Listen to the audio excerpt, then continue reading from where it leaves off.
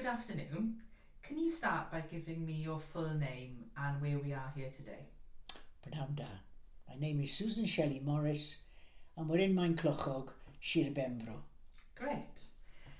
So how long have you lived here for, and what's your first memories of the place, if you can remember?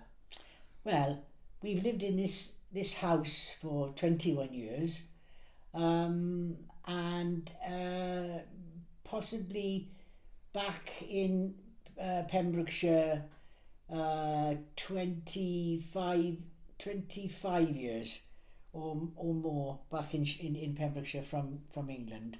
And what was the other question you asked me? So you've lived here a few times, yeah.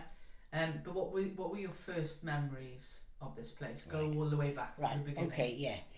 Well, I guess it would have started with my grandparents lived in Llanfairpwll, and when I was young, we were Welsh speaking, but Dad was from North Pembrokeshire, Mummy was from Carmarthenshire, and we spoke Welsh at home, but all around us where we lived were English speakers. But my mother would put me on the train in Whitland, and I'd go on the Cardi Bach, and I would go and stay with my grandmother in Llanfairpwll. Wow. And she'd meet me off, she'd always dressed in black. She'd meet me off the train in Llanfairpwll. There was a sweet shop there then, and the pub is still there. And she lived in Adams Row, which was these three little cottages, and the one in the middle. And there was a pistol across the road for the water, which I'd go and help her get. And of course, it was, the toilet over the stream, and it was gas lighting, and straw mattresses, and wow. an organ in there, and we would sing. There was no reading anything except the Bible on a Sunday, and so for me, I would learn these songs, and I can remember being pushed out in the middle of the room to perform for the family and speaking in Welsh and singing Welsh songs. And I can remember being given some lushin in a bag, where it was a pointed bag that we'd get like a V, like a little mini pyramid. And I remember after singing a song, a hand came forth with the shape of the lushin in the bag, and of course I took the whole bag because I was being offered it. And I'll never forget that, my first embarrassment of attention of, oh no, I took the whole bag, but I should have taken just one lushin, So I became very aware that we were very different than the other families, because I was living in Pendine then. I was born in Pendine in Llanfairpwll. And because we were Welsh speaking, everybody else was English. I was very aware that we had a different culture. And then on a Sunday, we'd have Arglwydd Iesu Grist, and my dad was church warden, and so the chapel and church were very important. And then my grandmother would play the organ, and we'd be singing. And then politically, I guess the first black person that ever came into our house was through the radio, because Dad used to fix clocks and fix radio, so we always had lots of clocks and radio in the house. And it was you're the black singer who championed the rights for miners. Wow. What's his name?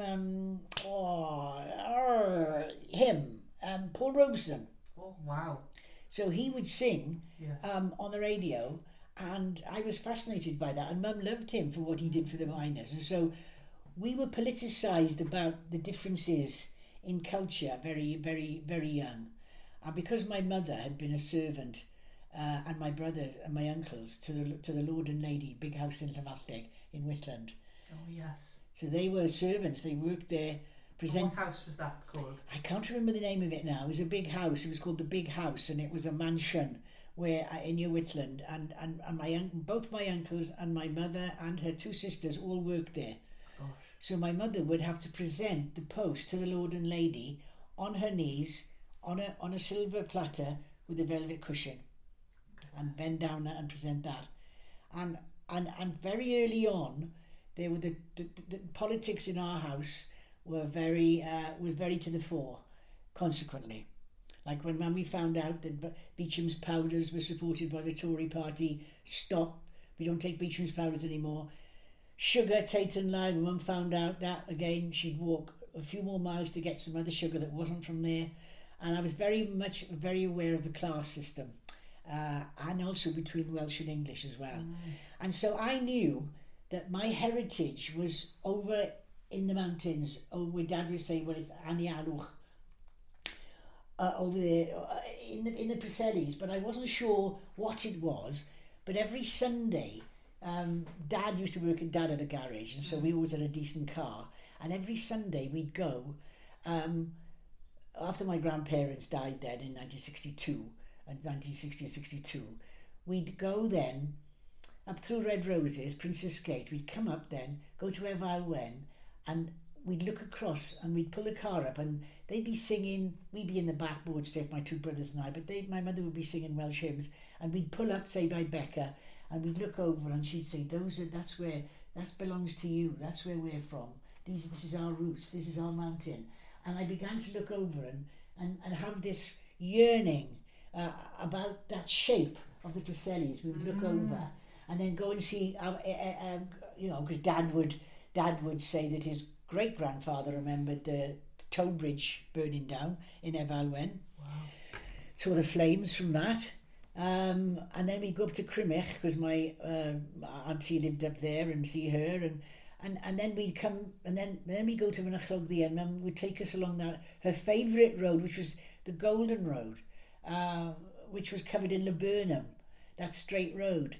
And then Dad would reminisce, we'd come through Mynachlogddu and go through, and they would tell stories and look out the window and say things like that. So for me, it was always a place that I knew belonged to me. And that I had forgotten, because I went to I went to an English speaking school in Tenby, and because we were Welsh speaking and there was only one other Welsh speaking family in Tenby, I was very aware that I was different. And I'd forgotten this, but I used to have a big a bit of slate with a hole in it on my school uniform around my belt, on my school skirt. Piece from yeah. I'd wear it there, wow. You know, because my niece reminded me the other day about how and she thought that was awesome that I was wearing a piece of that to remind me of my heritage. And so it was always like a mystery, but also it was something that belonged to me, that was mine. So you felt that sort of deep ancestral connection to it, and especially when Dad then told me about his great-grandfather. And then, of course, my sister, before she died, she said Llwyd Williams is Dad's second cousin. So Llwyd Williams is a fairly well-known local poet. Yes. And Dad's second cousin. Now, we know that... Anyway, I've been talking to Hefin Wyn about trying to find out, because he was illegitimate, you know. Who was it then? Who was it that's related? That he's related to me, but how? And so I'm still, because he looks like my dad. Okay. Yeah. If you saw a picture of Llwyd, same nose, same shaped head as my father. Goodness. Yeah, I know. So there's all these links to this area. Yes, there was all these links to this area, which was my heritage and it was mine. So what happened then, Shelley? What after you went through school in Tenby? Yeah, so basically I then went to live in Cardiff and went to art. I went to do dress design and tailoring. I couldn't get a grant to go into art college. I couldn't get a grant, so I became a window dresser in Wallace shops, and it was always to do with the arts, you know, in Wallace shops in Cardiff. And then, but you see, back in those days, it was uncool to be Welsh. I'm afraid to say, it wasn't cool to be Welsh. I had a Welsh accent, but in Tenby, it didn't work very well, because you'd have the piss taken out of your accent. I can imagine. Yeah. And so my mother said, in order to get on in the world, you have to speak good English. You've got to learn English and speak good English, because they didn't teach Welsh in school, in Tenby school. There was no Welsh, there was no Welsh department. And so again, one always feels like you're a stranger in your own country, you know, because Welsh at home, and so because they didn't teach Welsh in Tenby, my Welsh that I know is childhood Welsh. Yeah. and the Welsh that we were spoken to as children.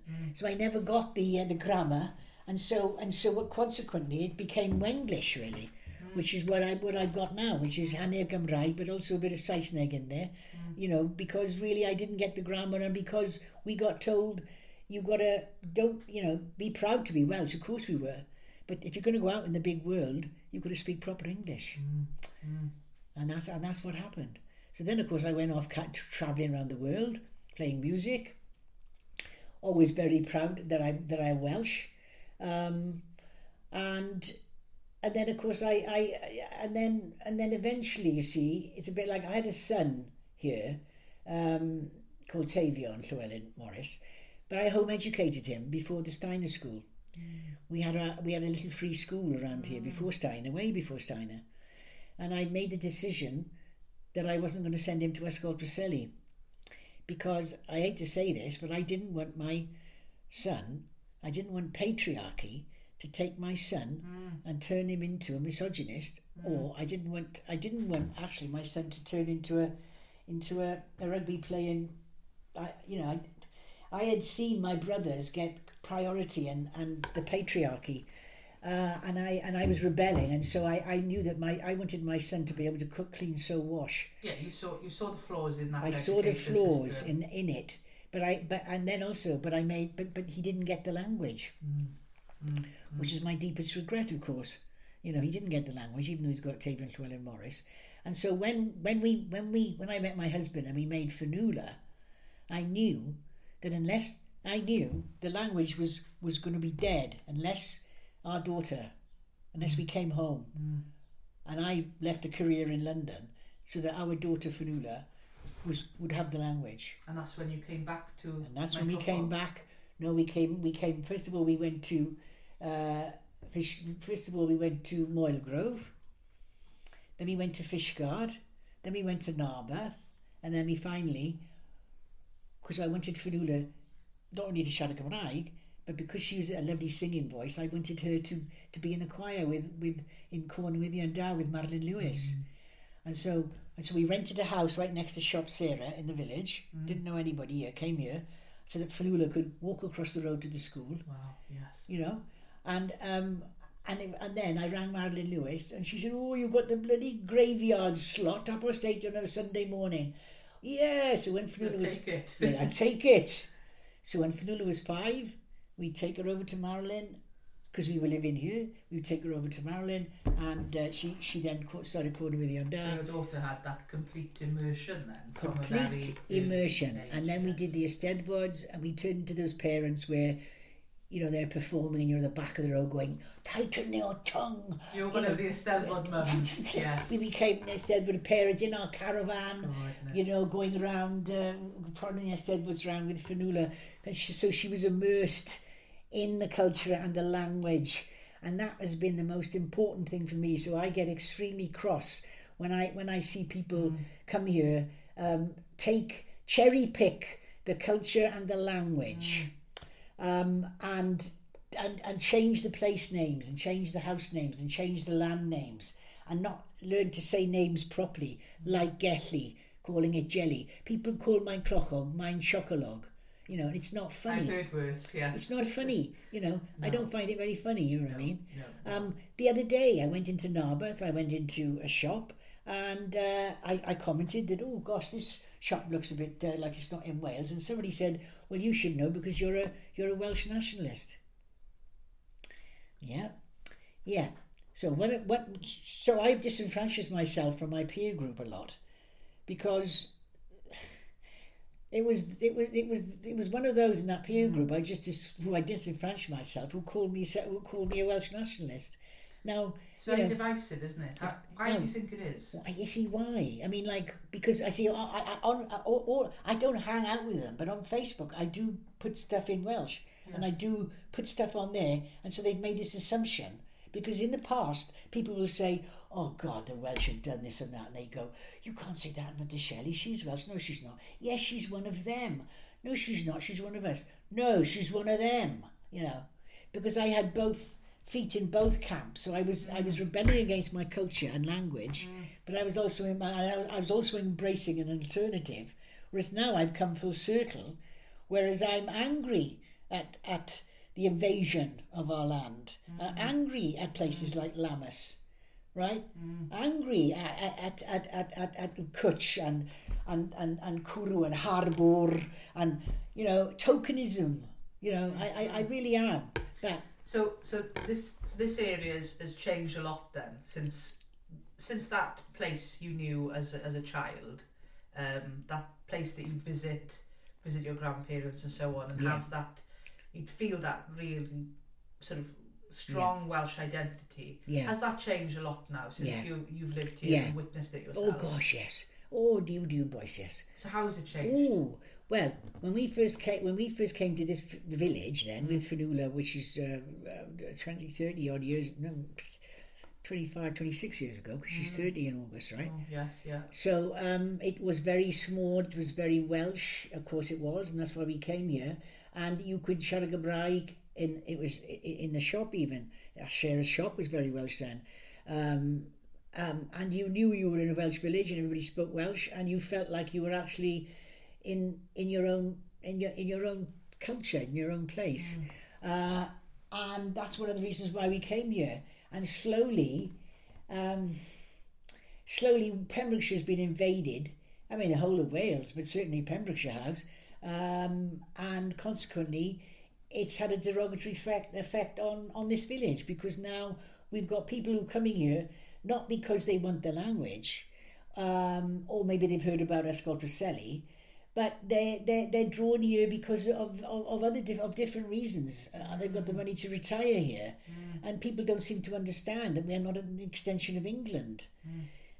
That we have our own culture, and that we are Welsh, and actually it you know, in fact, right here in this village, right here now, with our neighbours at the lane there, you know, they moved here. What do? They didn't ask anybody's opinion, and they just spent 12,000 quid and did the lane up with hardcore, and didn't ask anybody here about whether that should be done or not. Spread the Japanese knotweed. They may have put a notice in the village shop, but they did not talk to me, and they did not talk to my neighbour, who are both Welsh. No, they did not. So that has that sense of community changed then yeah. over time as yes. Where you know everybody and so on. It has. And I'm so grateful and thankful that we came here, me and Luke and Fionnuala, when the village was unspoilt. It was so very Welsh, so very old-fashioned in some ways, that it was like going back in the past. You know? And that's what I love, because I feel like I'm in touch with my ancestors here, my parents. So thinking about Clwchog then, in the time that you've been here, have we still got the same businesses and so on here? What's changed in that regard? What was here then that isn't here now, perhaps? Well, okay. So there was always the hotel was closed. That was never open when I first got here. But there, you know, Shopper Square. So that was a shop? That was a little shop. Yes, that was a little shop. That was very nice. And it's a cafe now? Yes, a cafe now, which is, and also it's a takeaway one night a week. On a Thursday night you can get a takeaway, which is a bit of a result. But it's also a laundrette here now. Oh, there's a laundrette here now. So you've got a laundrette here now, and there's so the pub stays open. There's the two garages, Shopper Square. But there's also other little businesses. There's small little micro businesses here. I mean, from people's houses then. In people's houses. There must be at least 15 to 20 more little businesses in this village. Wow. Whereas at the beginning, well, yes, you had milk. Yes, you had milk, and you had keeg and milk and cheese and cows, you know. But other things, and you had yes, you had electricians down there. But it was very small. And now it's more like it's more like a large village, whereas before it was a very small little village. Yeah, and so what is progress, you know, in a way? So would your own family have had an interest in local history at all, family history? Yeah, they did, because at the time when they were growing up, my mother was growing up, there was the big house, a big mansion of a lord and lady down in Dyfed or Whitland somewhere. They all worked there. But they would, like I think I told you, present the post on a silver platter on a velvet cushion, and then there would be rallies. They would go to rallies, conservative rallies, I'm sure, where not mum, but certainly my mum's brothers and family would throw tomatoes at the lord and lady and the gathering. And mother got told she had to have her hair cut because it was very long. And I was very aware when of the class system, and that we'd been servants to the lord and lady of the mansion in Whitland, who were also obviously English and would come down from London and stay there. And you know, Whitland is not too far from the Rebecca uprisings that affected the land. And so when you say was it local history? Yes, it was political history. Political history, and then that would extend to Paul Robeson coming in on the radio into our house. That's the first black person who came into our house. Arglwydd Iesu Grist we'd have on a Sunday, and singing, and then we would hear Paul Robeson, and it would be like my mother loved him. My mother loved him because of what he was doing for the miners and all that. So history-wise, politically, yes, I would say that would be it, and who was living where and how many relatives and all that kind of business. Yes, they were. My mother was interested. She was very keen to pass on her political views to me. So what about stories then? Did they used to pass on any stories from the past? The stories, the stories were mainly to do with the stories were to do with, like, for instance, there was a whopping bull behind the plash in Dyfed. There was a huge bull that would be kept in the field, and they would have to go past the bull to get to work and walk to work. Gosh. And the bull would always chase them. And there's a little bridge at the back of the plash, and it's a tiny little bridge. And my dad took us years and years and years when we were younger. Dad took us all into the plash, opened the door and said, "You don't know me, but here's my family." And we were very important people in this village. And he took us out the back, and we go over the bridge and could see how the bull could never get over the bridge because it was too... No. So that story about the bull. But they had to get through the field to the bridge to get to and work. Then the bull wouldn't get them. So Yeah. is the bull very... Very, very fierce. Really? Yeah. And now the other story... How terrifying, though. Yeah, how terrifying. And the other story was about when the Cardi Bach was running, and my grandmother lived in Adams Row. Then my uncle Lyndon, and my brother's called Lyndon after him, he was killed on the railway line between Llanfairpwll and Whitland. He was deaf because there's deafness in the family. And he was walking on the wood parts of the line. And of course the train was coming, my grandmother was on it, and it was her son that was killed on the line. Oh, terrible. So my brother was called Lyndon after my uncle, after my uncle Lyndon. I think I said my auntie, my dad's sister, played this huge harmonica, and would play it and go to concerts and go to care homes. I don't know what she did with it, but anyway, she used to, and her husband had a bicycle, or she had it, but they would go around on that. That was quite eccentric. There was somebody called Dyfed who lived up in Efail Wen, and he was a bit of a... I think what he was he used to, as my father did, fish illegally in the river, right? So that was normal to do that. It was normal to, what's it called, poaching. Yeah, so I think Dyfed was a poacher, and he was a bit eccentric as well. Yes. And so he was somehow related to us. I wasn't quite sure how he was, but he would tell stories and do things like that. And what sort of stories would he tell? I think it was poaching stories and stories about drunkenness and ghosts, you know, and seeing ghosts and things. Yeah. You know, because I've seen I've seen a ghost. Have you? I have in Pendine, yeah. There's somewhere in Pendine called the Big House. It's a big old mansion right in Pendine, in Llanmilo there. Yeah. And there was a lady, a big lady lived there, and I didn't know that. My brothers and I were walking up the lane up to our house. We'd been to the Brownies or the Guides or something, and we saw her, and she was about 6 foot tall and very shimmering, standing at the gate at the corner. And me and my brother ran to the house. Gosh. I've seen a ghost. No. I know I saw her, and then I found out years later the lady of the mansion. She would come out to the gate, stop, and walk back, and I saw her. Gosh. I'll never ever forget that. Gosh. And also a ghost in Baidewi, in the oldest house in Tenby we lived in when I was younger, and there I saw a ghost there as well, the same ghost of the lady of that house. Gosh. So have you heard any of the stories from, say, this area of any ghosts or, funny things going on? No. I wish I had. I really do wish I had, because I can sense them and see them. Of course I do feel, when I say ghosts, I feel the ghosts of the ancientness of my clochog. Oh yes, the sort of spirit of however, I'm searching for the women. I'm searching for the spirit of the women, of the menywod. Menywod? Yeah, menywod. Yeah, menywod. Yeah. So it's a spirit of menywod is what I'm searching for. Yeah. Because my mother was, everything was made.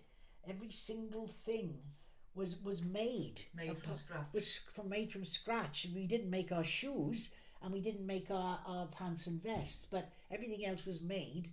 And if it wasn't, it was usually bought.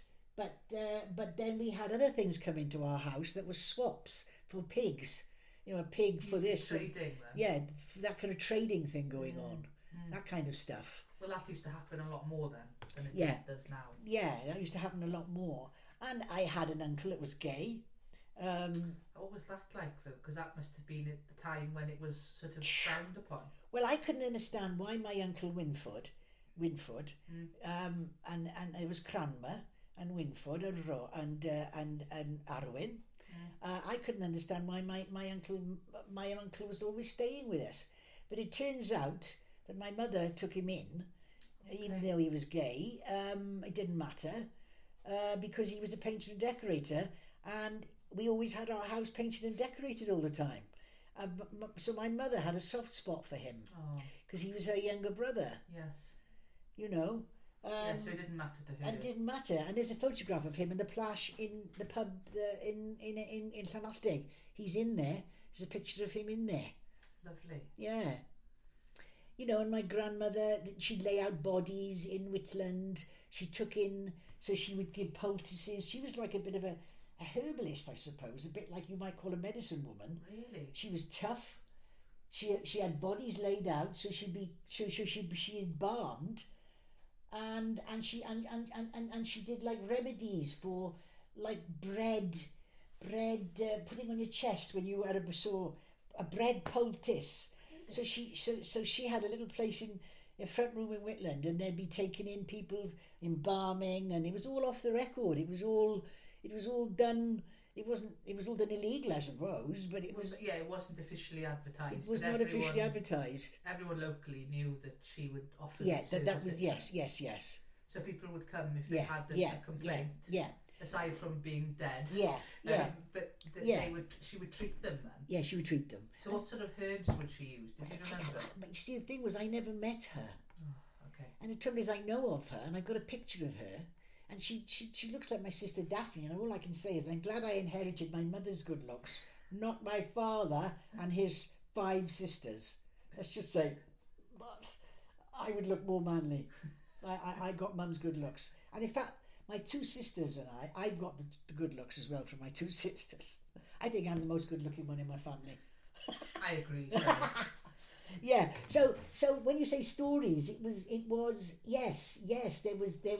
So who told you about your grandmother and all of that? My mother. Okay. So she remembers that vividly then. Yes, and my grandmother in Llanalltig, and apparently my grandfather who built that bridge down in Glandour, the one over the stream in Glandour. He built that. He had lovely handwriting, and he did all the births and deaths. He had beautiful handwriting, and his handwriting was used quite often in births, deaths, and marriages. So he calligraphy, yeah. I mean, like on a Sunday, we go visit her in Llywelyn. There was no reading. My mother, do you know what she used to do? She used to pick up scraps of litter from the roadside so that she could read. You know, she went to school in Llywelyn or near there. I got pictures of the school, or was it Cwmfelin Boeth? Maybe that was the nearest school, whatever. Or maybe it was, I don't know where it was near Llywelyn. Oh, there is a school in Llywelyn.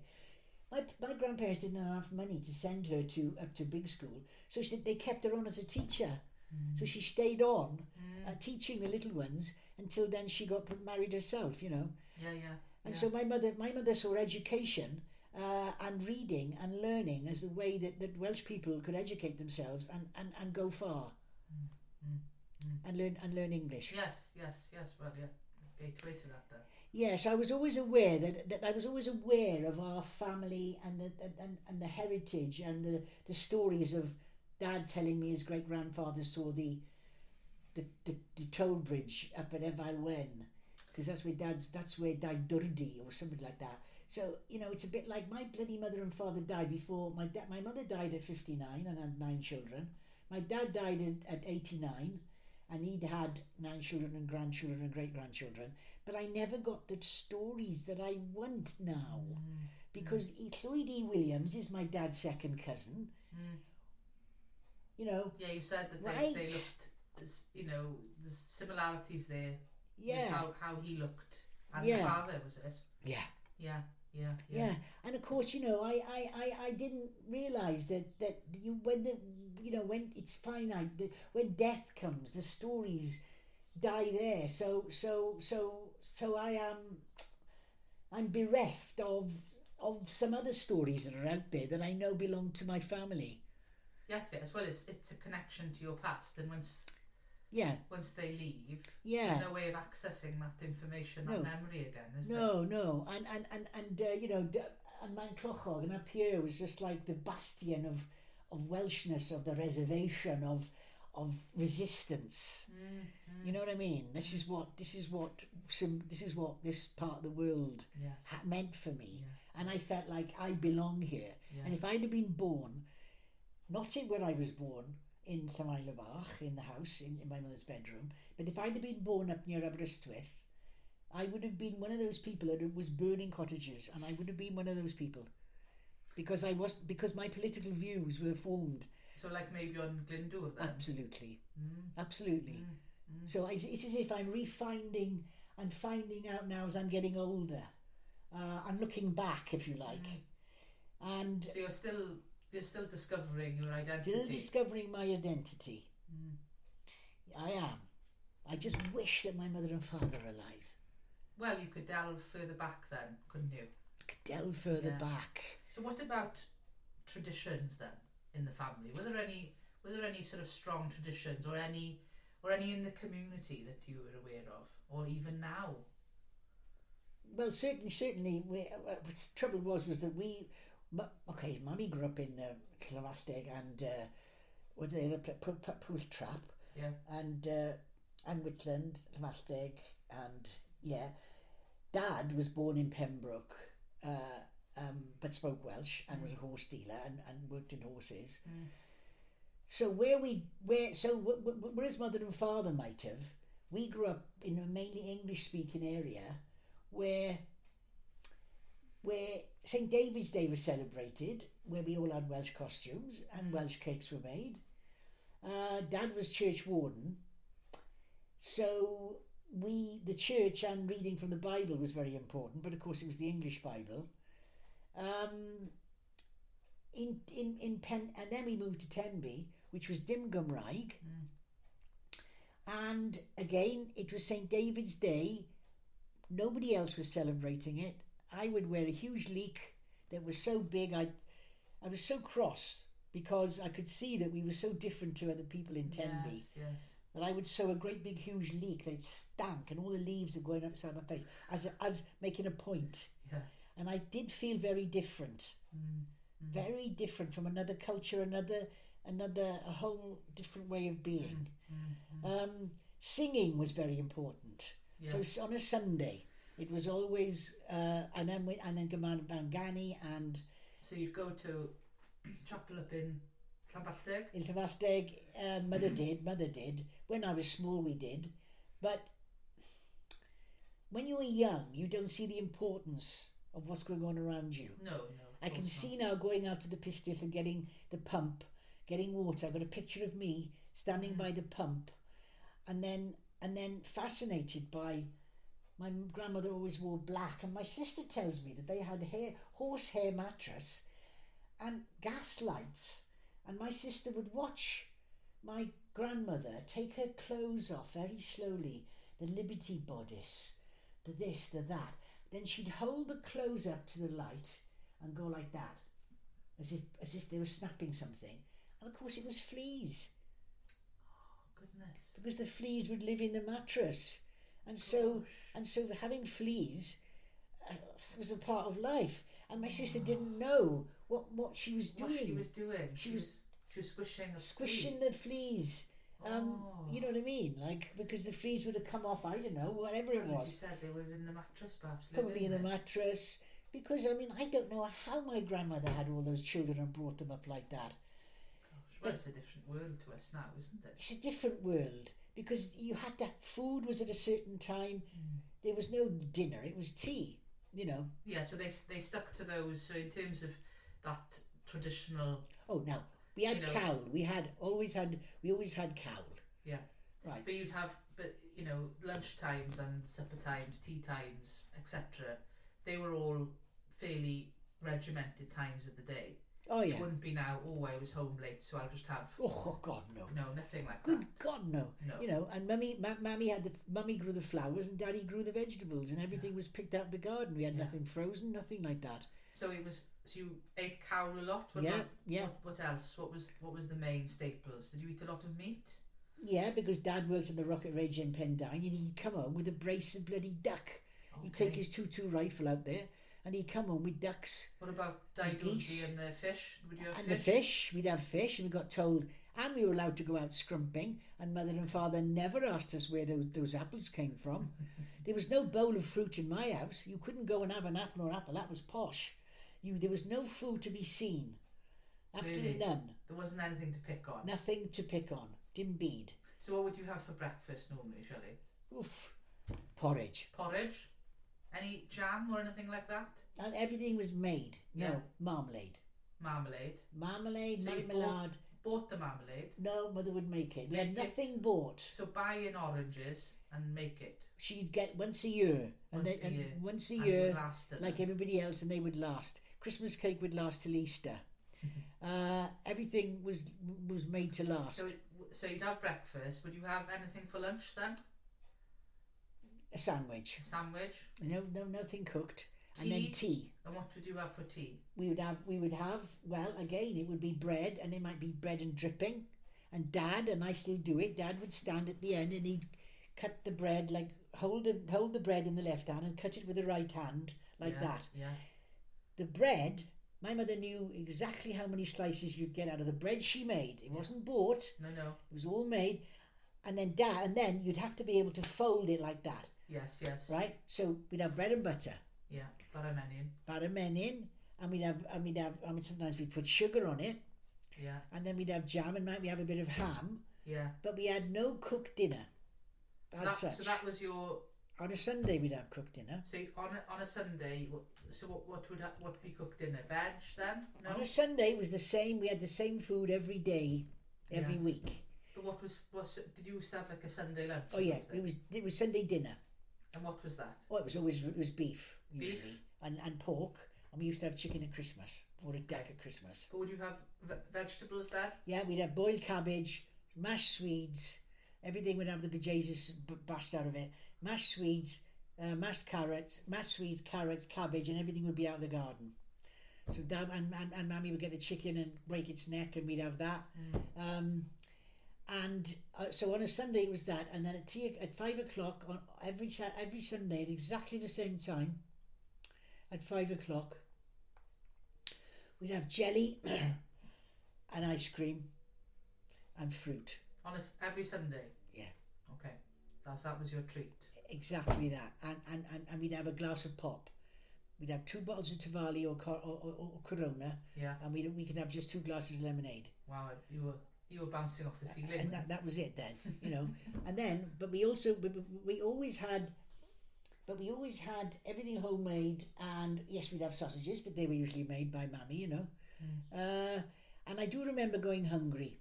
I've got to say that there was no crisps, no sweets. We never had Marie biscuits, were the only biscuits, and then that was only at Christmas. The food was put out for us. If you didn't have it, it was left there until you ate it. You ate everything, and there was no food between meals. And I do remember going out and lying amongst the rows of peas and hiding in the earth and eating peas and putting the pods in my pocket because I was a little bit hungry. Yeah. Because we couldn't ask. No, you couldn't have a snack. No, there was no such thing as a snack. No such thing. No. And so would you drink tea at that age or anything like that? We weren't allowed to have tea. No? No, it was water or lemonade. So only the grown-ups had tea. So when were you allowed to drink tea? Well, I never let my son drink tea either. Really? Or my daughter. Well, no, a lot of people don't. It's junk food. Yeah. Tea and coffee are junk food. Yeah. And they're grown-ups. And there's no need because then they want sugar in it. So wow, I was late in life when I was allowed to have a cup of tea. You know. So did your parents say, did they smoke or drink? No. No? Nothing like that? No, my parents didn't smoke. No, good God. Mum had sherry at Christmas. We were allowed, my brother had scrumpy. My brother was allowed to have scrumpy. Okay. Yeah, only at Christmas. And Dad was part of the Buffs. You know the Buffs? The buffalo, the antediluvian of buffaloes. No. It's called Buffs. No. I don't know what it is. It's a club for men. Oh, right, okay. Drinking club, really, but it's also, they do stuff. It's called Buffs. So Dad belonged to the Buffs in Pendine. Yeah. So Dad would drink and he'd walk from Tamale to Pendine. How often was that? Well, Dad liked to drink because he was very sociable. But he would only do it... Oh, he'd only do it on the weekend. Oh, no. Yeah. Dad would hide I remember we had a grandfather clock. Dad fixed clocks, so we had clocks ticking all around the house. And we had a big grandfather clock, and Dad would hide. I opened it up one day, and in the bottom was Dad's beer, Dad's shandy, and Dad's beer was hidden in the clock there. Because no, we never had that. And my mother didn't like ginger cats or anything ginger. And when the vicar came, and he had ginger. And I think he was English. He had ginger hair. Ginger hair. And when the vicar came to ask why we hadn't been going to church, I can remember this now. He had not only did he have ginger hair, but he had the smell of drink on his breath. And I remember I was like this. Mother lambasted him because she said, I've done everything in the Bible that I'm supposed to do, yet my life is very hard. Why is this? Why can't you answer that question? And because he had drink on his breath, she showed him the door and threw him out. Really? I'll never forget it. Gosh. I was so embarrassed. Wow. So embarrassed that she threw the vicar out because she thought he was being two-faced. Yeah. Right? Well, yes. So was that quite a common thing to be superstitious about ginger? No. I must be. I am still. Are you? I am. So you're superstitious about ginger cats and things? Well, I'd never have a ginger cat ever. Ever. Because obviously you hear about being superstitious about black cats. No. I've had cats. I love black cats. No, there's something about the ginger. There's something about it. Watching my mother, and it was associated with hypocrisy and with two double standards. Really. And really and truly, I could see that Mum, I think I told you, found out Tate and Lyle, the Conservative Party, banned that. So there were things that were political. Politics came into our house, and I was affected by it. Was there anything else then, that any of the superstitions or anything from your family? Let's sort of think now. No, the cat, the ginger cat. We always had cats and dogs at home. Was there anything to do with, I know with my mother, she doesn't like putting new shoes on the table or something like that. Kind of anything like that. No, I can't remember. It doesn't come to you now. No, it doesn't come to me now, but it might do because I'm digging deep now. I think what happened to my mother was because we were Welsh and then we became anglicised by moving to Tenby. Yeah. And my mother was nuts about antiques because everything we had was original. It wasn't copy, everything. And we had a guest house and I had to wait on table. Yeah. And one of our guests was very posh, very English, and very into antiques. And for some reason or another, she became Mum's best friend. And my sister said that she's being anglicised by her friend who's teaching her English ways. which is, yes, get rid of your accent, learn posh English, get some decent antiques. So did your siblings feel the same way then? Obviously, you've kind of rediscovered your Welsh identity. No, they haven't gone on the same journey. No, they have not. No, they have not. No.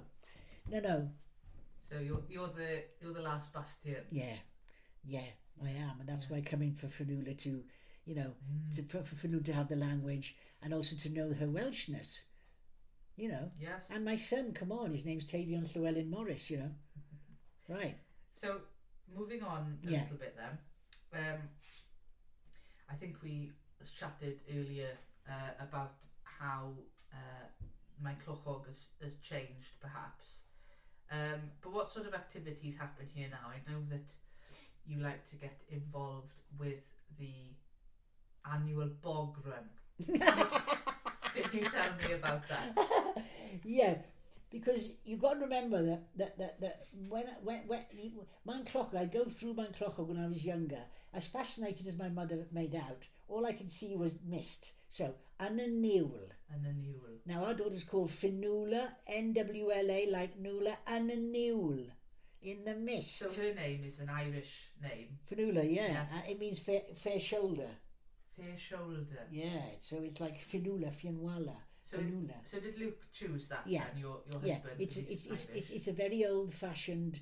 You don't find Fionnualas now. It's an old-fashioned Irish name, Fionnuala. It's a beautiful name. It's a beautiful name. So, for the record, where is Luke from in Ireland? From outside Dublin. From outside Dublin. Yeah, but his grandfather learnt Welsh. Really? Before anyone, because his grandfather was interned in the camp up in North Wales. Oh yes. Where the Irish were held. Gosh. And so there was a camp up there for Irish, and Luke's grandfather was in there. I can't remember the name of it now. Luke knows it, and Luke's been there to see it. So his grandfather was interned in outside Llangollen somewhere. Oh, what's it called? Anyway, Luke's been up there to see where it was. So Luke's grandfather had to learn Welsh. Wow. You see? Wow. That's pretty amazing, isn't it? Yeah, and obviously Luke now classes himself as a Cymro. He does. As a Welshman. Yes, he does, because he feels more Welsh than he does Irish. Yeah. Because he feels like the Welsh have embraced the language much more than the Irish have. Mm. Yeah.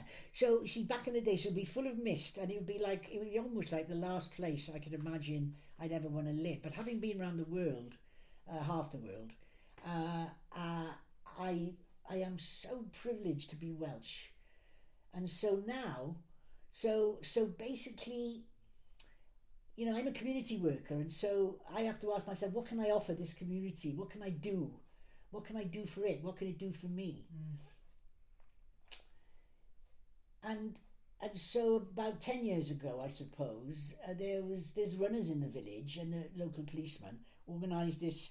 I call it bog because it's the posh word is fell, but we don't use that word. We call it's bog. It's bog. We don't use fell. It's bog. So it's the Preselis Beast Bog Run. So that's the name of it, Preselis Beast. Yeah. And who? Now Carwen Phillips. Yeah, Carwen Phillips. Yes. So you might say it's a bugger of a run. It's a beast of a run, right? A bogger. It's a bogger of a run because you're going over for bloody miles over to Newport in actual bog that if you fell in, you could die. Yes. You could fall into the depths and go in because there's like quicksand. Deep bogs. You've got deep bog. I mean, I've seen it and been in it. So they've got they do about 2 or 3 different runs now, don't they? Yeah, Briestbach, Beast. So how long? Do you know how many miles they all are? I think 11 miles is one. And another one is like 6 miles. Yeah, the longest one. Yeah. So the Beastbach is probably 6 miles. Yeah, another one 11 miles. So what's that one called? The Beastbach and the I got all the t-shirts up there. No. But then the Ultra Beast. Ultra Beast. And that's like what 20, 30 miles or something? I think that's more like 20 miles going over and back. And the thing is, people come off from all over the world to do it. But because I'm a drummer and I'm a percussionist, and I like making a lot of noise, and because mine'n clochog, I've always been fascinated by the stones and the sound and like, where's the drum? Like, what's the sounds in this village? And so therefore for me, it would be like, what was the drum sound? And so because I'm a drummer, and because the runners were going past the house, I just went outside to drum them. My instinct was to drum them over the mountain, and then I did it the next year, and then I did it the next year, and I wear a red cloak. So that's become a tradition as part of the event now. Well, it has, yes. Because my red cloak is Irish. It's an Irish cloak, but it's my sister Daphne died of ovarian cancer, and Daphne was Shelley right very well. Her husband was the mayor of Carmarthen, Russell Davis, head of the lab in Carmarthen, the haematology department, Labour councillor. And we're only Siarad Gymraeg. My dad would only spoke Welsh. My dad never spoke English. And when I wear that red cloak, she's with me. She's with me, and I feel it gives me power. That's why I wear it. And the thing is, it's in June. I've never had to take it off. I did last year because it was so hot. So in June, that's when the run happens? Yeah, usually on the 7th of June when the bog is drier. And people go over, they come back. I see people, they run towards me. I don't see them from year to year. And then they are, some people fundraise, some year people went over with a trolley basket to raise money, people go in tutus, so it's a huge community event, because even if they're not running, there's people that fully get involved with the event. Oh yeah, because we've got people that come away who make cakes, you've got people who stand out there, you've got people who do, it's a huge community event. So you've got a lot of spectators, and they come and eat cake on the square you have cacking on the square, you've got cowl, you've got it's huge, and so they have a big send-off and a big welcome then. And the trouble is, because I don't see that down there because I'm up here. So you're up at the kind of where they where they set off to the mountain, and where they come off the mountain. They come off the mountain, I go over there then, and I shout out their number. Come on, number 93, come on, 204, come on, you're nearly there. So I shout them, and I drum them up, and they see me, they hear me up there, they know when the first runner is back, they know down there the first one has come back there. Yeah. So it's like Morse code, really. Yeah. So they know then, once they hear that drum, they like, right, the first one's back. Yeah. But they can probably hear that all the way up there. They do hear it. Yeah. And the thing is that it I don't know, it's an ancient thing that fills me with such joy, and like the ancientness of it, and the fact it helps people over. And that's as you said earlier, you're looking for a way to contribute to the community, etc. That's how you do it. Yeah. That's how I did it. Yeah. To put something in because of the drums and the sound. So that's, when did you start playing drums, Shelley? When I was 19. 19, and how did you get into that?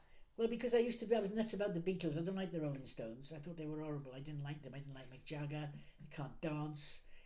And also, I knew from a very early age that they ripped off black musicians, because I was into the blues. Okay, yeah. I was into the blues from a very early age. Howlin' Wolf, all these guys. The Stones nicked their music and called it their own. I knew that very, very, very early on. But the Beatles... The Beatles were a different kettle of fish. They were much more working class. And when I saw Ringo Starr, I thought, I want to play drums like that.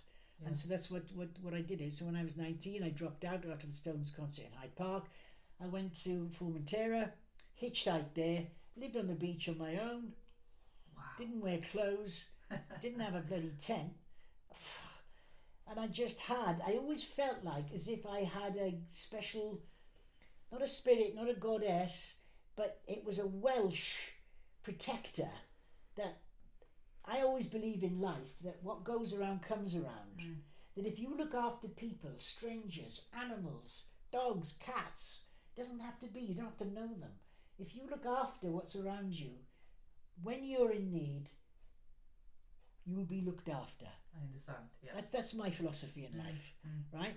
That everybody has a goodness in them, really, and you have to try and look for that. So basically, I knew that I'd be all right living on the beach like that. There's no danger, and because I'm from a big family, the Welsh have always been invaded. I've got eyes on stalks, and I feel that all Welsh people are curious because they want to know, who are you and what you're related to me? Who are you and what you're doing here? Where do you live? Right? What, you know what I mean? That's what I feel is very Welsh thing. Yeah. Because we've always been invaded and we're still invaded. Yeah. So we have to know who's where and what. Got your viewpoints of from the mountain looking down. Absolutely. You have to know. And so I knew nothing horrible would happen to me because I've always tried to do good. And I must say that nothing, No, and so that's how I started, and so therefore the full moon was celebrated. So full moon would come, and all the men would play drums around the campfire, but women weren't allowed. They were cooking, cleaning, sewing, washing, looking after the kids, so the men could do that. And so you broke through though. I broke through, but I had to play all night, covered in mosquito bites, with bleeding hands and fingers. I had to play without stopping. And I had to compete with the men, and that was it then. So I started playing at 19, and I've been playing ever since then. Gosh, is there any this sort of musicality run in the family then? Were people playing music? You said my brothers both play guitars. Yeah. My grandmother played the organ, and we had piano at home, and we had piano lessons, and music was very important in our family. Yeah. So you'd sing a lot as a family? Yeah, we did. Yeah, of course we did. I suppose. I sing now with my cousin. Okay. So my mother had a sister called Auntie Megan. She died, and she had a better voice than my mother. But those two would sing in Eisteddfod voice and sing harmony. And me and my cousin Lindy, which I'd love you to meet her, because I've got a deep voice, she's got a high voice, and the two of us together sound like complement each other. Yeah, we complement each other because she remembers all the harmonies. Yes. Right? I'm an ad-lib, I'm an improviser. You know what I mean? You go with the flow, Shelley. Yeah, you know what I mean? So I'm an improviser. So,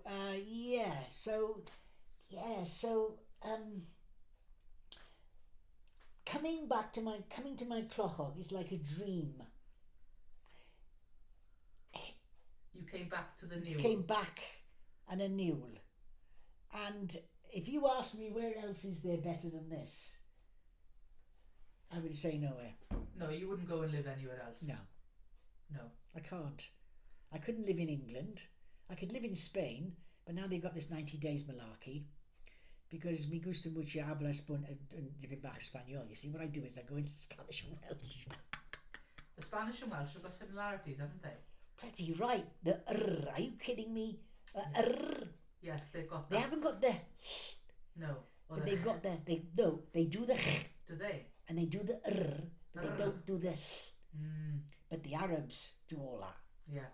So when I speak Arab, when my grandchildren, when they ring me up, because your son lives in Dubai. When my grandchildren ring me up, they sing happy birthday in Welsh, they sing happy birthday in Arabic, and then they sing happy birthday in English. Gosh, so they've got so how much Welsh have they got out there? Dipyn bach. But they know a little bit. Oh God, yeah. From you teaching them that? Yeah. Well, they're so proud. They're so proud because I've just recently found my son's father. Okay.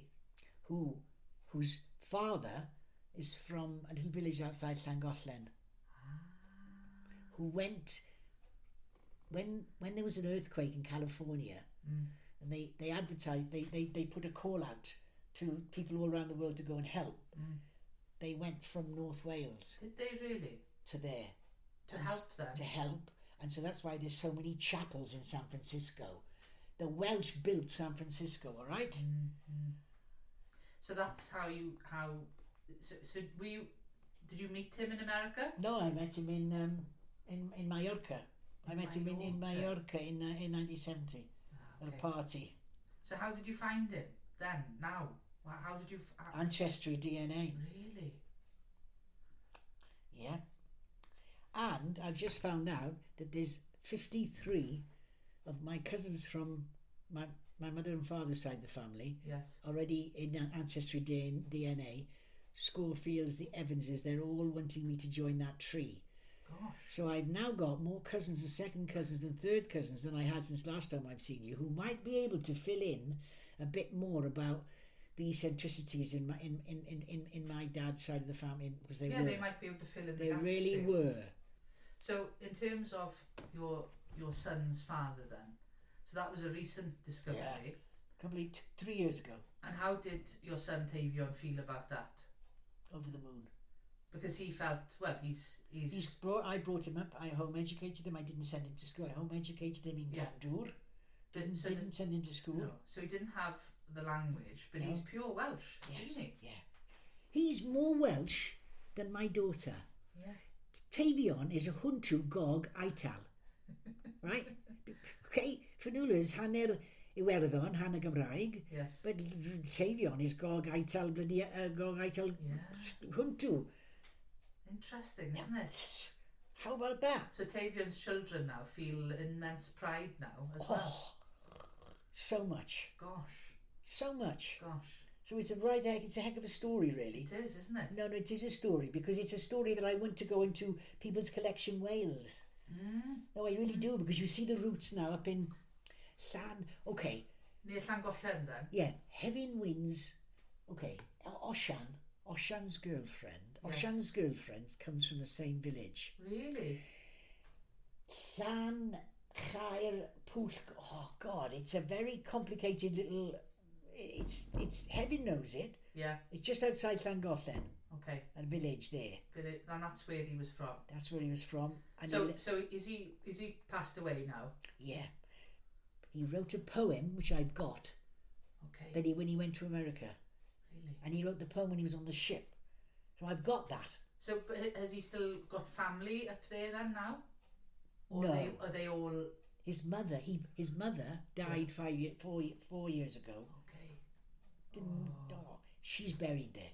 So, but she was living there. Yeah. So she's buried. No, she never lived there. Her mother lived there. So she's buried there.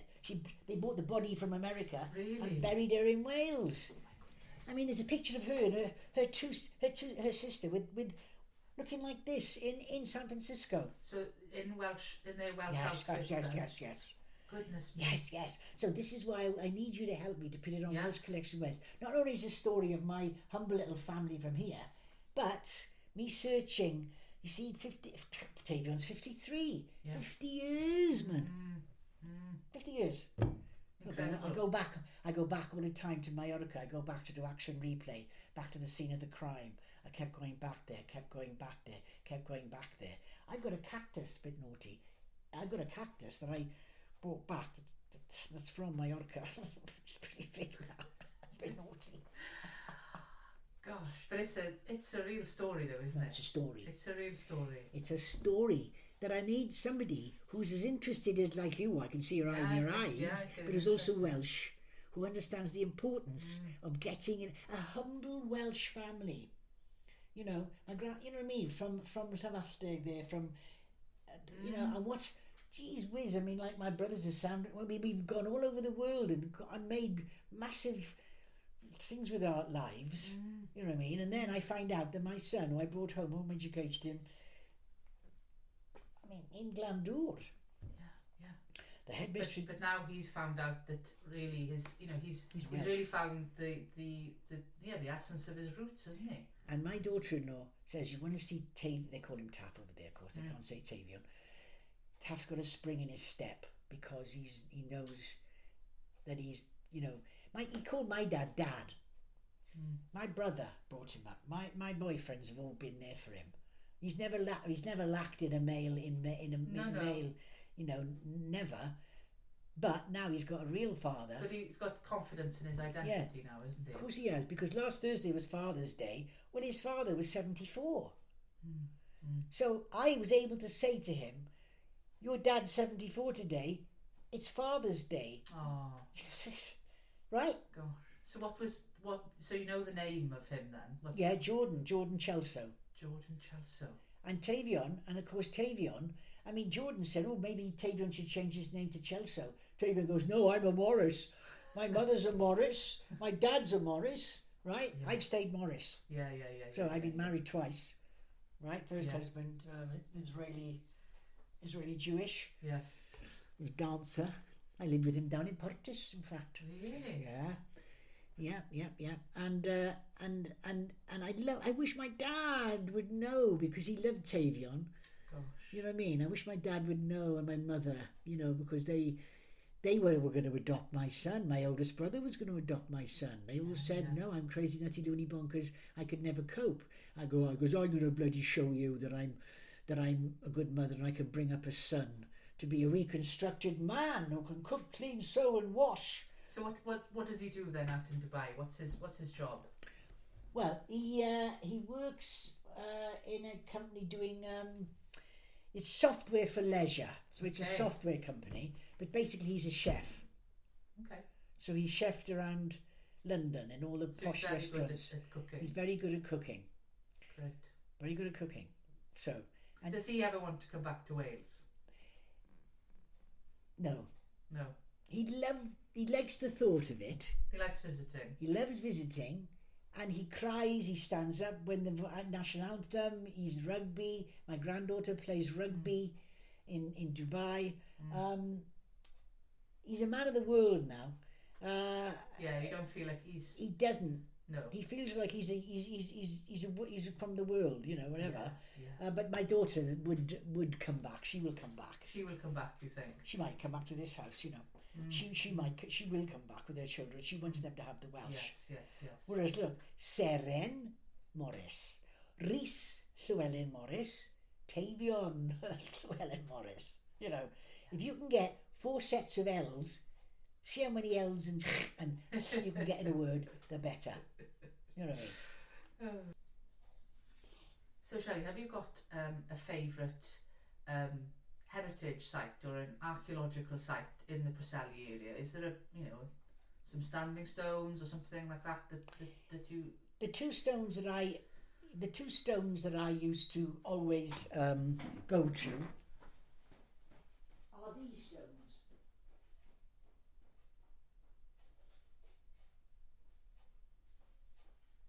The two stones that I like to go visit.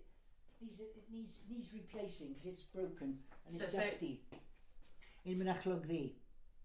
So those stones are the ones that you like to visit. So those are Cerrig, Meibion, Arthur, the sons of Arthur's sons. They are a lovely pair, aren't they? These in Mynachlog Ddu, by Glyn Seithman. And these two are where I always go.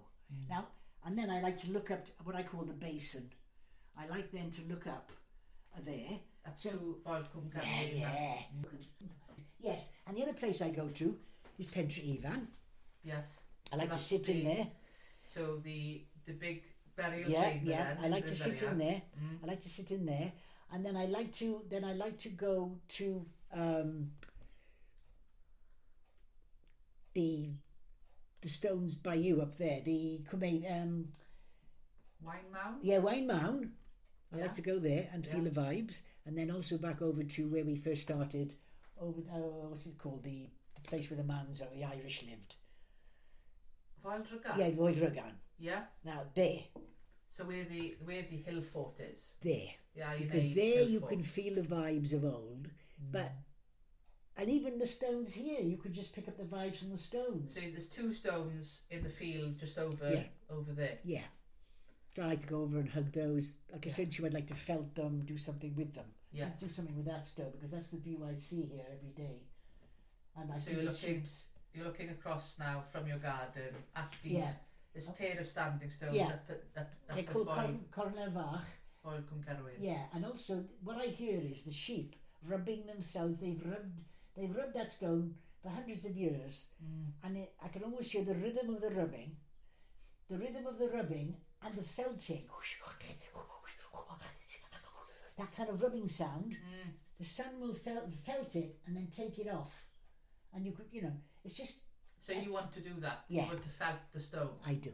Because you do a lot with felting, don't you? Yeah, well, I felted those stones in Canafordeiraidd. Yes. Those were used as a vehicle to write those 3 songs. Yes. Yeah. Do you remember? Yes. So the project that you were involved with, Song of the Golden Road. Yeah, Song of the Golden Road. Which we did a couple of years ago about the mountain. Yeah, and look at that. I mean, like, and the other place I'm obsessed with, all right, is that little farm up there. It's got those fields. Indai tree pedro pimprech, Scythe. You can see, I think you can see about 7 fields up there. So on that road to Machlogi. Yeah, and you see the farm on the left there. And you see those fields. Yes. Now, what's the farm called? Yeah, Is it Mynydd Crwn farm? No, Mynydd Crwn is further along. Because the old boy from Mynydd Crwn, I'd love to. I wish he was alive. I loved him. Him and his wife. I should speak to them a lot. You can see the farm from here up there. Tiny. It's a tumble down. Oh, okay. Up there. And I look up there and I'm fascinated by the life of who was there. What was the music? What were they singing? What was the sounds? For me, it's about like, what were the sounds? And if I could have, for Canafordeiraidd, what I wanted to do, but I wasn't feeling confident to put in to do a workshop. I wasn't feeling very confident about a soundscape. Yes. What were the sounds? What were the sounds that people would have heard living in a place like that? Yeah. What would the sounds have been? Right. That's what I wanted to do, but I didn't have the confidence at the time, and I wasn't sure whether that would, or Rowan. I wasn't sure.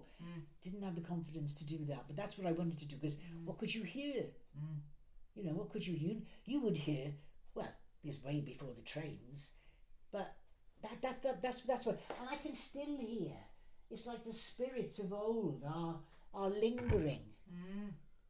So those sites you love to visit. I love to visit. What about walking? Yeah, over the top. Yeah, you love to have a little walk across. I go over to Eagle Peak. You know Eagle Peak, the other one. Boyle area. Yes. I go up there. I walk up there and back, and then I walk the other way. Yes, the other way. Where I waited for you when you came over. That's it. As if you were going to go across the Golden Road. Yeah. So you go up just lovely. Yeah, I do. Yeah. I need to do it again. Really, I haven't done it for ages because of COVID and not feeling very well. But you enjoy to go out to the hill, to the mountain. I do, because you feel the spirits. And last night was, it was light until 9:45. It was the solstice last night. Solstice, yeah. It was a solstice, and I was really feeling it last night. So did you go out to the stones last night? Went out to the stone last night. Yeah. Walked out there, give it a bit of a hug, and I did. It's so I don't know. There's so much nostalgia. I mean, I am a nostalgic person. But do people locally do they have a strong connection with the archaeology and the stones and so on, these sites? Do people locally do they feel that as well? I would say they do. Yeah. I would say they do. But maybe they don't voice it so much. They've just got used to it. I'll never get used to it. I'll never just take it for granted. No. What about visitors then? Do visitors like to visit because of the archaeology? Unfortunately, the visitors do, and they like to go in that field and they hug it. They hug the stones. They hug your stones. They do. They come from all over the world. So do you feel protective of that? Yeah. Oh my gosh, yes. Yeah. I feel terribly protective. I feel like in this house living here, I feel as if I'm like the gatekeeper of the heritage. So what are you frightened of, Shelley? The language being eroded away, the village shop, instead of having a Welsh sign, having an English sign, that's eroding away. New houses going up here. Are they going to have a Welsh name, or are they going to be called Ponderosa or Alleyway or some other bloody name, some other blinking name? I'm frightened of the watering down of our culture, our language, because Pembrokeshire is being saturated, and I know people need homes, but what people don't understand is it's cultural annihilation. If you integrate, what the gypsies used to say, integration is annihilation. That's what the travellers I used to work with would say. And I know we need to have more people. Well, I don't. I'm resentful. But you feel that in protecting things like the stones out here, in some way you're protecting your culture and your language as well. You feel that they're all linked. I'll give you an example. The people that live at the top there, that's the second load of people. The first lot of people that lived up there, they had a grievance against me and Luke for 10 years. Really? Yeah. These people, they were 2 years here before they introduced themselves to us, and I was watching them. I knew all about them before they got here. I bet you did. Oh yeah, you did. You've done your homework. Well, of course I've done my homework. And 2 years go by, I go off somewhere to Spain and play music. I come back to find he spent £12,000 and he's put gravel and stones down an old-fashioned Welsh lane. Gosh. All right. So is that the road that they use to access the property then? Oh yeah, and by putting stones on it, it's the pathway up to there. They've got Airbnb. That's the other thing. Oh. So they've got Airbnb, luxury Airbnb. And there's a right of way through there as well, is there? And everybody has a right of way. Footpath. He's paved it so that he's done that so that he can feel like Lord of the Manor. And I see now he's gone out there and trashed, because he can't see when he goes there. He's trashed there. I mean trash as in trimmed it. Trimmed it. Yes. Trashed, right? Trashed out there. And he seems to be doing stuff down the lane. He's moved soil. He's moved all the Himalayan balsam and the Japanese knotweed. You know. Didn't even go and talk to heaven. Didn't talk to me. Now, that's the kind of thing that frightens me. And I get very, very angry about it. Because they're coming here as if it's England. It's not England. It's not anywhere else. It's Wales. We do things certainly. We do things here a certain way. We speak in a certain way. We have our own language. We have our own culture. And they are an example, a classic example of the kind of people that are coming to live in Pembrokeshire. And that frightens me. So that frightens you, yeah. Look at our local pub. What's happened to our local pub up there? Look what's happened to our local pub. You know. Okay? It's happening in Pembrokeshire. It's cultural misappropriation is what it is. Using words like cwtch, having half an English word, half a Welsh word. It's tokenism. Now, sometimes tokenism can be a nod, okay, but unfortunately, somehow Welsh seems to be the most difficult language to learn. But if you lived in France, you'd learn French. If you lived in Poland, you'd learn Polish. If you've lived in Germany, you'd learn German. You live in Wales, you have a moral obligation and duty to learn Welsh.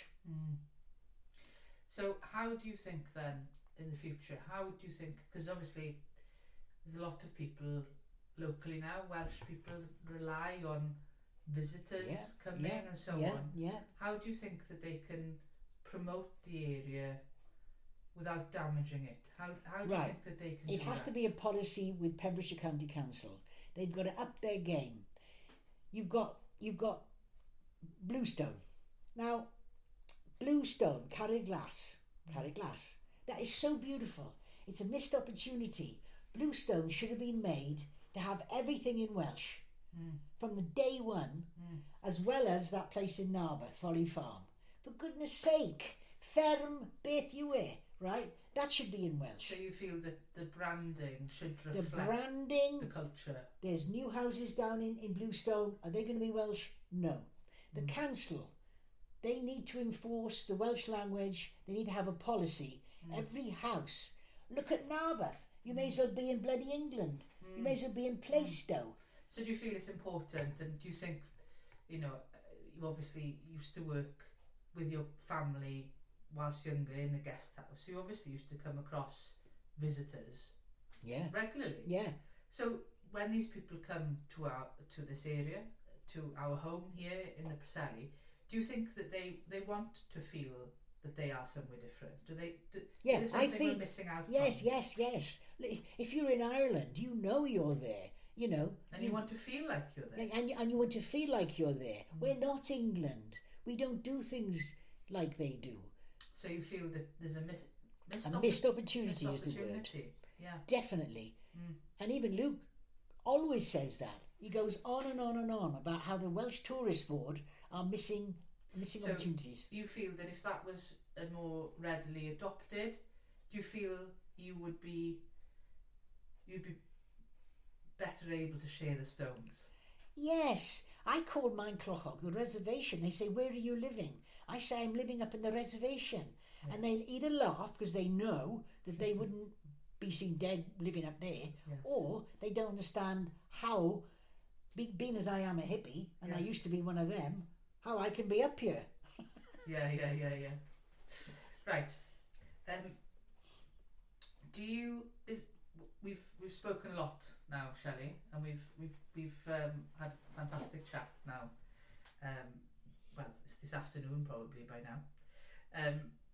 Is there anything else that we haven't chatted about that you'd like to mention about your connection to this place, to the Preselis area? Is there anything that we haven't spoken about? I don't think. I think we've spoken about the connections, the music. Fanula going to school here, going to Ysgol Preselis, and the importance of women. And when we came to this village, we were like strangers, you know.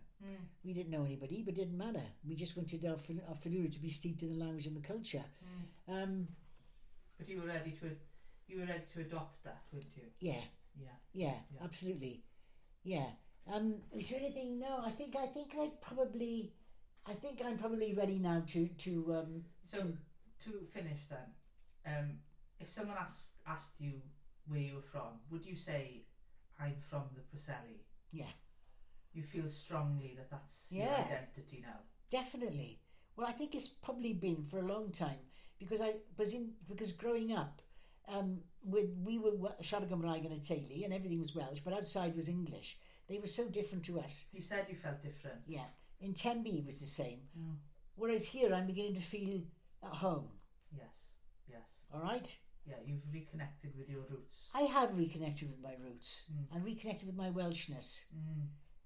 And I wish I had done that earlier, but I was busy playing music around the world. But you found your way back home. My way back home. Great. Thank you ever so much, Shelley. Right, diolch yn fawr.